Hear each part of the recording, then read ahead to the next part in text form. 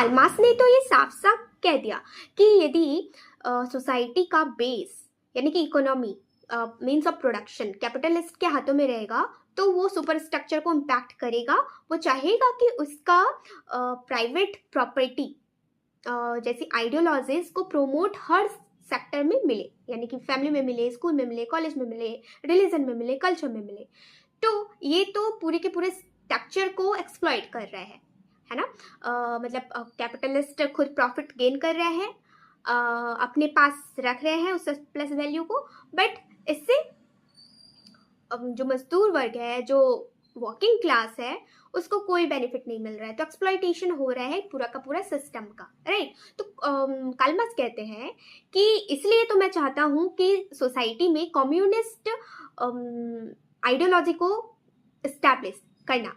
Not only ideology, वो communist state की बात करते हैं। तो वो कहते हैं कि हम एक कम्युनिस्ट स्टेट को एस्टैब्लिश करेंगे, मतलब इस कैपिटलिज्म को हम जड़ से खत्म कर देंगे। अब खत्म कैसे करेंगे? तो ये कहते हैं कि सारे लोग सोसाइटी के वो मिलकर प्रोडक्शन करेंगे और आपस में चीज़ों को डिस्ट्रीब्यूट कर लेंगे, सर्विस को, गुड्स को आपस में डिस्ट्रीब्यूट कर लेंगे। डिस्ट्रीब्यूट कैसे होगा? तो डिस्ट्रीब्यूशन का जो तरीका है वो होगा by from each according to his capacity या ability to each according to his need. मतलब लोग अपनी क्षमताओं के अनुसार और अपनी ज़रूरत के अनुसार चीज़ों का बंटवारा कर लेंगे। और इस तरह से ना तो हमें सोसाइटी में क्लास चाहिए, ना तो जस्ट कोई भी स्टेट चाहिए, और ना ही हमें प्राइवेट प्रॉपर्टी रखने की ज़रूरत ही नहीं पड़ेगी, क्योंकि लोग आपस में सारे प्रोडक्शन को डिस्ट्रीब्यूट कर लेंगे।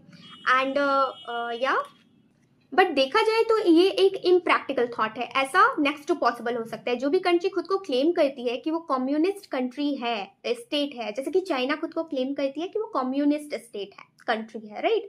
तो ओवरऑल वो आइडियोलॉजिकली कम्युनिज्म को फॉलो करती है, बट कैपिटलिस्ट उसके इकोनॉमिक पॉलिसीज में झलकता है।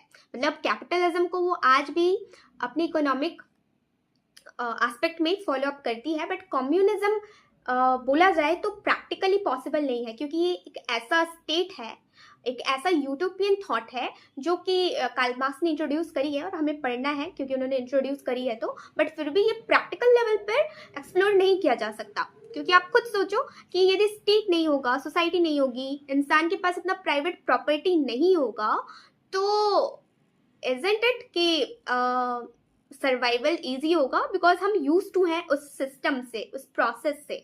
तो आप अपना ओपिनियन कमेंट डाउन करना। I want to